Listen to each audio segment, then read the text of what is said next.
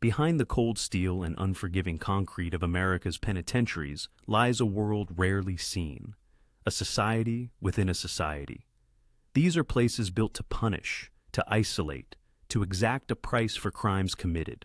But what happens when the sentence itself is not an end but a dark continuation? When inmates already stripped of their freedom choose to author new chapters of criminality within the very walls meant to contain them? Ramzi Youssef, the architect of the 1993 World Trade Center bombing, was a figure of chilling intelligence and ruthless determination. His goal was not just to cause damage, but to topple the towers and inflict mass casualties, a precursor to the later 9/11 attacks. Captured in Pakistan in 1995 and convicted in 1997, he received a sentence of life imprisonment plus 240 years, ensuring he would never again walk free. Youssef was known for his sophisticated understanding of explosives and his ability to plan complex operations.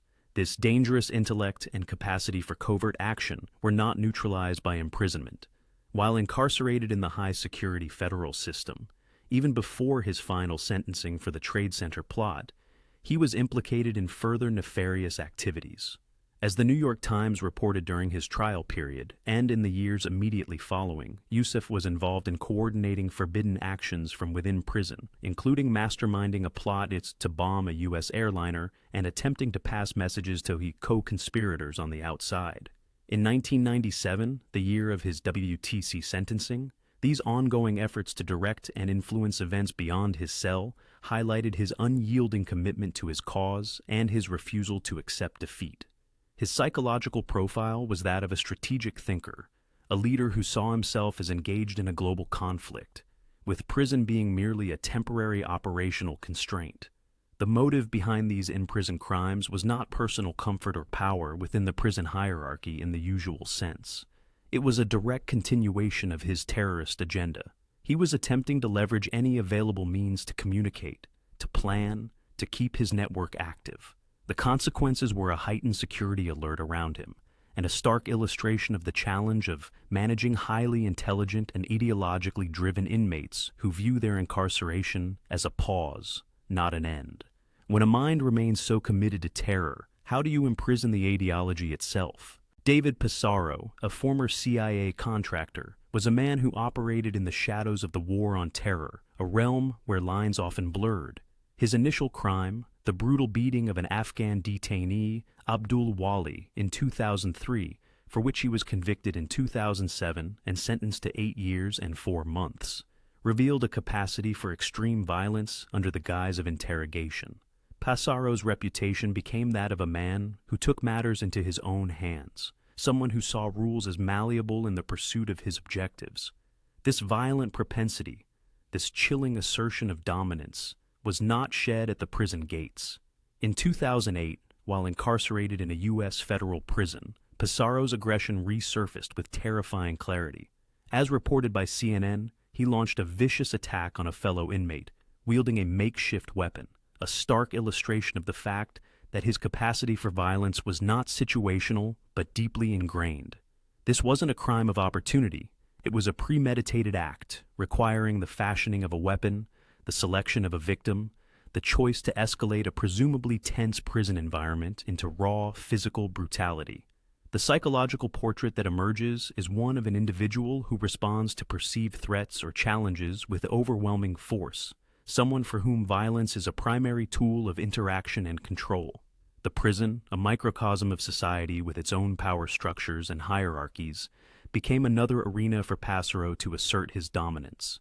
The motive was likely a complex mix, a response to the inherent pressures of prison life, a reassertion of his own perceived strength, or simply the terrifyingly consistent manifestation of a violent character.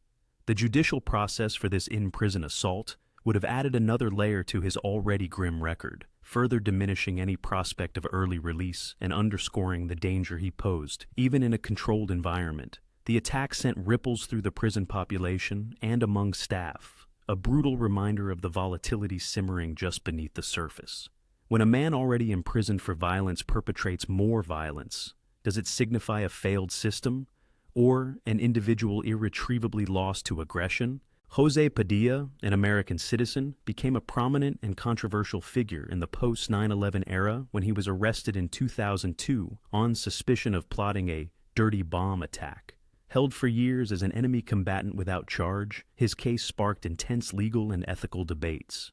Eventually, he was tried in civilian court and convicted in 2007, not for the dirty bomb plot, but for conspiracy to murder, kidnap, and maim people overseas, receiving an initial sentence of 17 years, later increased to 21 years.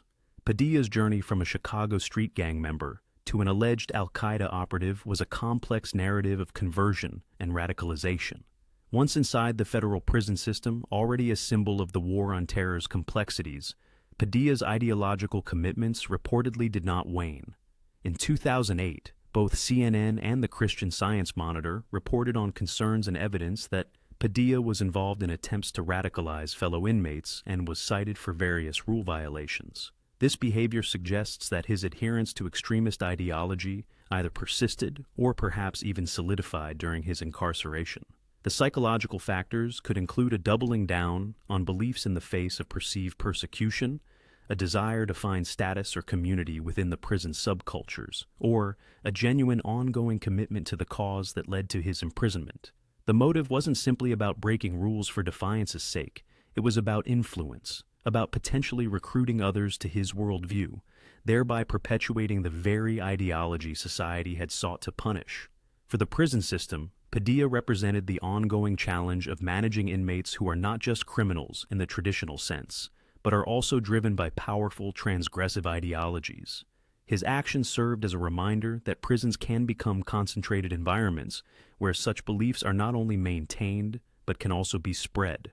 When the path to radicalization leads to prison and then continues within it, how can the cycle of extremist commitment truly be broken? Charles Grainer, a name seared into public consciousness for his role in the Abu Ghraib scandal, a man whose actions exposed a terrifying abuse of power. Before his conviction in 2005 for prisoner abuse, which led to a 10-year sentence, Grainer was a former U.S. Army reservist, a correctional officer, someone entrusted with upholding rules, not brutally breaking them. His psychological profile, as suggested by his prior actions, pointed to a disturbing comfort with cruelty and a profound disregard for authority that wasn't his own. Once incarcerated in the United States, this inherent defiance didn't simply vanish. In the year 2006, within the supposedly secure confines of a U.S. prison, Grainer became the subject of an internal investigation. The charge? Attempting to smuggle contraband, a flagrant breach of the institution's regulations. While this act of smuggling might seem minor compared to his wartime atrocities, it spoke volumes. It was a calculated act of rebellion, a continuation of his pattern of testing boundaries and asserting a perverse sense of control in an environment designed to strip him of it. The New York Times reported on this incident, noting that while it didn't result in a new prison term, it led to significant restrictions, a tightening of the leash on a man who seemed determined to operate outside any accepted code of conduct. The motive wasn't simple greed for forbidden items. It was a psychological game, a way to prove that even behind bars, he could still manipulate the system, still exert his will. The contraband itself was less important than the act of defiance it represented, a middle finger to the very concept of rehabilitation and conformity. This incident, though not adding years to his sentence, reinforced the chilling image of a man fundamentally incapable of submitting to rules, a troubling echo of the sadism he displayed in Abu Ghraib. It left an indelible mark on the prison system, a stark reminder that some personalities resist reformation at every turn. How deeply rooted must defiance be for prison walls to become just another obstacle to overcome, rather than a place for reflection and change? Eric Rudolph, the man responsible for a string of deadly bombings in the southern United States between 1996 and 1998, including the Centennial Olympic Park bombing in Atlanta, was driven by a fervent anti-government, anti-abortion, and anti-gay ideology. He evaded capture for 5 years, becoming a near-mythical figure in the forests of North Carolina, a testament to his survivalist skills and cunning. When finally apprehended in 2003 and sentenced in 2005 to multiple life terms without parole, he was unrepentant, a committed extremist. Rudolph's intelligence and resourcefulness, traits that allowed him to wage a years-long bombing campaign and then elude a massive manhunt, did not simply dissipate upon his incarceration in the ADX Florence Supermax prison. In 2006, the Atlanta Journal-Constitution reported a significant security breach. Rudolph was caught attempting to smuggle prohibited items, crucially, including materials that could potentially be used in an escape attempt. This was not the act of a defeated man resigned to his fate. It was the calculated move of someone still actively seeking a way to defy his captors and regain his freedom, presumably to continue his ideological war. The psychological implications are clear. Rudolph's core identity was that of a fighter, a resistor. The prison was not a place of penitence for him, but another battleground. His motive was not just about acquiring comfort items. It was about testing security, probing for weaknesses, and fundamentally rejecting the finality of his sentence. This attempt, though thwarted, sent a clear message. Rudolph remained dangerous, his mind still working, still plotting. It forced prison authorities to reevaluate their security measures, even for inmates in the most secure facility in the nation. The incident underscored the persistent threat posed by intelligent, ideologically driven individuals who view their imprisonment not as a consequence, but as an obstacle. If the will to resist is so profound, can any physical barrier truly be enough to contain not just the body, but the unwavering intent of such a prisoner? Lindy England, another figure whose name became inextricably linked with the infamous Abu Ghraib photographs, her image a haunting symbol of the abuses committed. Sentenced in 2005 to 3 years in prison for her role, England was often portrayed as perhaps less of a leader in the abuse and more of a follower, yet her active participation painted a disturbing picture of moral collapse and a susceptibility to the darkest of influences. She was young, a soldier caught in a maelstrom of war and ethical compromise. One might have hoped that the stark reality of a prison sentence would serve as a brutal but effective catalyst for change. However, the shadows of her past seemed to follow her into confinement. In the year 2006, while serving her sentence, judicial records indicate that England was involved in multiple conflicts with fellow inmates, her behavior escalating to the point where she was deemed a threat to the security of the facility. This wasn't a single lapse in judgment, but a pattern of behavior that suggested an ongoing struggle with aggression, or perhaps an inability to navigate the complex and often brutal social dynamics of prison life without resorting to confrontation.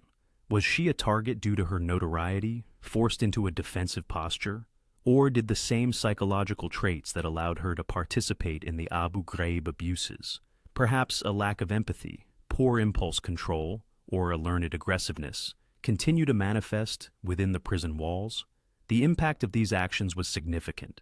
They complicated her incarceration, marked her as a problematic inmate, and likely hindered any personal progress she might have been attempting. For the prison authorities, it was a stark reminder that the notoriety of an inmate can create unique security challenges. And for society, it was a disheartening sign that the journey from infamy to genuine remorse is fraught with internal and external battles. When the very individuals meant to be reflecting on their grave errors instead create new discord, where does the hope for rehabilitation lie? Robert Bales, a U.S. Army Staff Sergeant, committed one of the most shocking atrocities by an American soldier during the Afghanistan War, the massacre of 16 Afghan civilians, including women and children, in 2012. His actions, seemingly a psychotic break or a horrifying culmination of combat stress and personal issues, led to a sentence of life in prison without the possibility of parole, handed down in 2013.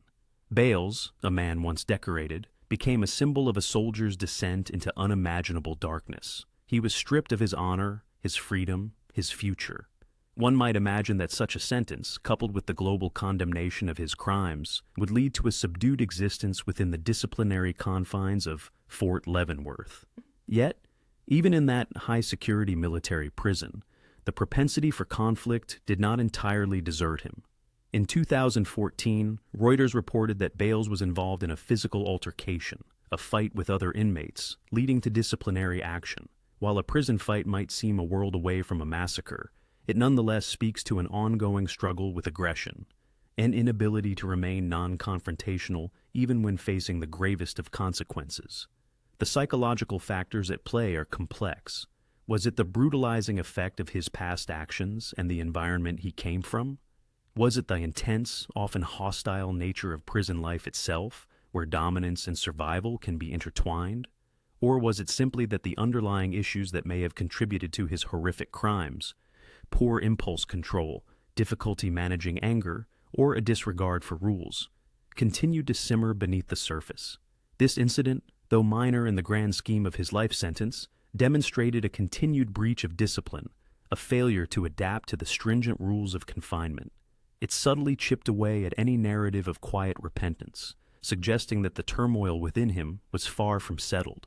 How much of a person's past violence remains an active threat, even when they are supposedly contained and facing a lifetime behind bars? Richard Reed, the infamous shoe bomber, attempted to detonate explosives hidden in his footwear on an American Airlines flight from Paris to Miami in December 2001, just months after the 9/11 attacks. His chillingly calm attempt, thwarted by a vigilant flight attendant and fellow passengers, revealed a deep radicalization and a commitment to causing mass casualties. He was swiftly subdued and in 2003 sentenced to life in prison, confined to the high-security ADX Florence Supermax facility, a place designed to hold the most dangerous and ideologically committed inmates. Reed, a British citizen converted to an extremist interpretation of Islam, was not merely a criminal, he was a zealot, his actions driven by a powerful, unyielding ideology. Prison, for many, is a place of forced reflection, a stark confrontation with the consequences of one's actions. But for someone like Reed, it appeared to become a new front. In that same year, 2003, while already serving his life sentence, the Washington Post reported on concerns that Reed was actively attempting to radicalize fellow inmates. He was allegedly spreading extremist materials, trying to recruit others to his violent cause from within the belly of the beast, the most secure federal prison in the United States. This behavior demonstrates a terrifying consistency. His mission had not ended with his capture. The motive was clearly not personal gain in the traditional prison contraband sense, but ideological expansion. His psychological makeup was that of a true believer, someone whose worldview was so encompassing that even the prospect of lifelong isolation could not deter him from attempting to spread it. The implications were profoundly disturbing for prison authorities, highlighting the risk of prisons becoming incubators for extremism. Reed's actions were a testament to the enduring power of radical ideologies, capable of seeping through even the thickest walls and most stringent security measures. It forced a difficult question: how do you contain an idea, especially one that promises martyrdom and cosmic significance, when its proponents are already locked away? When a mind remains a weapon, how effective can physical confinement truly be? John Walker Lind, dubbed the American Taliban, became a notorious figure after his capture alongside Taliban fighters in Afghanistan in late 2001. A young Californian who had converted to Islam and traveled to Yemen and Pakistan to study, he eventually joined the Taliban army. His case ignited a fierce debate about citizenship, treason, and youthful idealism twisted by extremist narratives. In 2002, Lind pleaded guilty to supplying services to the Taliban and carrying explosives, receiving a 20-year prison sentence. He was not accused of direct involvement in terrorism against the U.S., but of aligning himself with a regime that harbored al-Qaeda. Once incarcerated in the federal prison system, Lind, who maintained his deep commitment to his faith, found himself in a volatile environment where ideologies often clashed.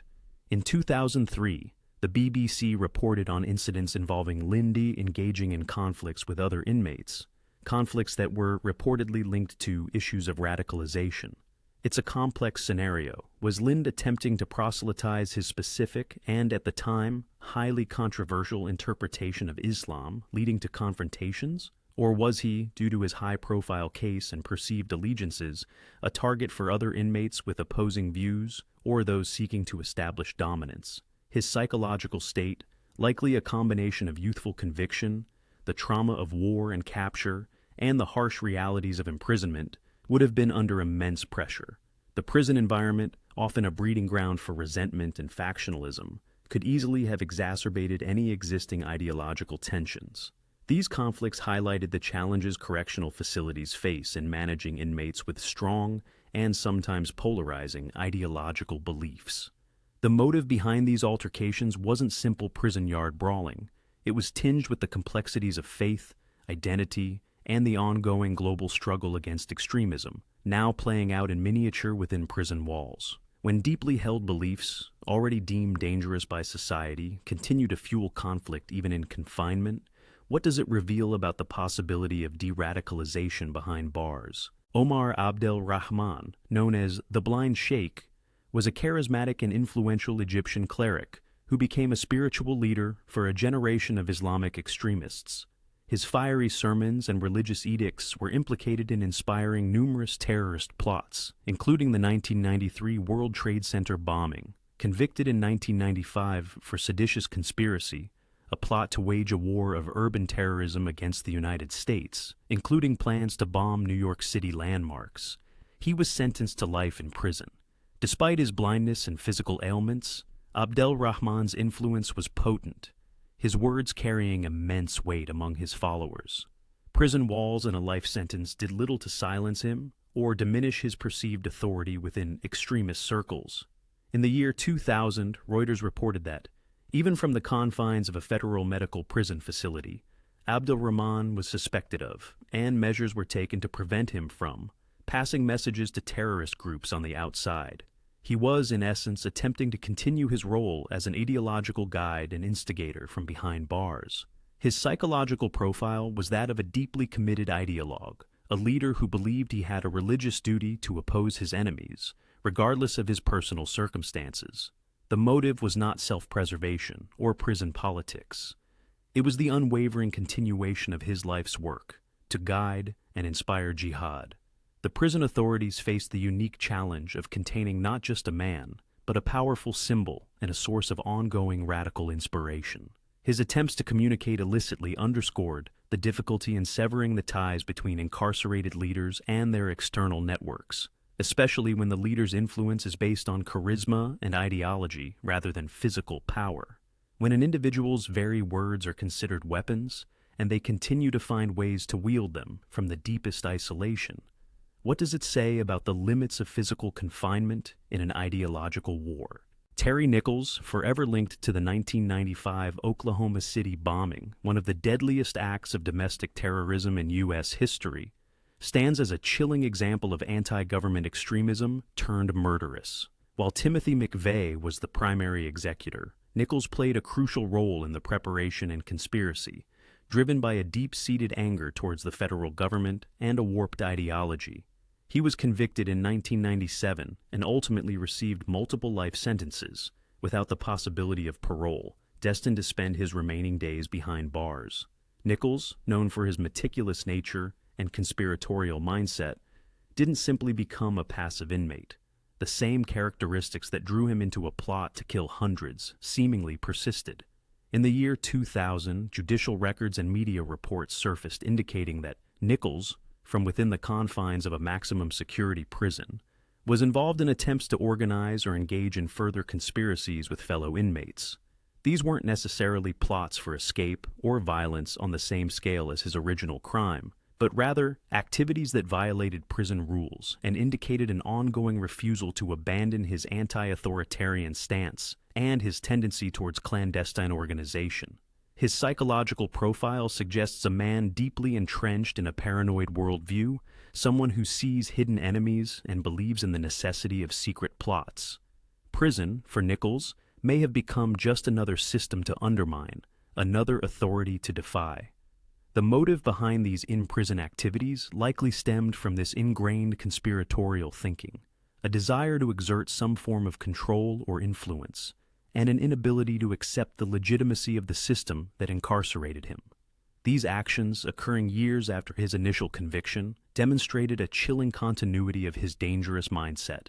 It posed a significant challenge for prison officials, tasked with managing an inmate who was not only a symbol of domestic terrorism, but also an active, albeit constrained, subversive element within their walls. When the urge to conspire and defy is so deeply woven into someone's character, can any prison truly neutralize the threat they pose? The cases we've explored tonight paint a disturbing mosaic. Charles Grainer's continued defiance, Lindy England's troubling conflicts, David Passero's brutal prison assault, Robert Bales's aggression, Richard Reed and Jose Padilla's chilling efforts to radicalize, John Walker Lind's ideologically charged altercations, Terry Nichols' conspiratorial machinations, Eric Rudolph's escape attempt, and the determined efforts of Ramzi Youssef and Omar Abdel Rahman to direct terror from behind bars. These are not isolated incidents, but rather stark illustrations of a chilling common thread: the persistence of criminal or extremist intent even within the most secure confines our society can devise.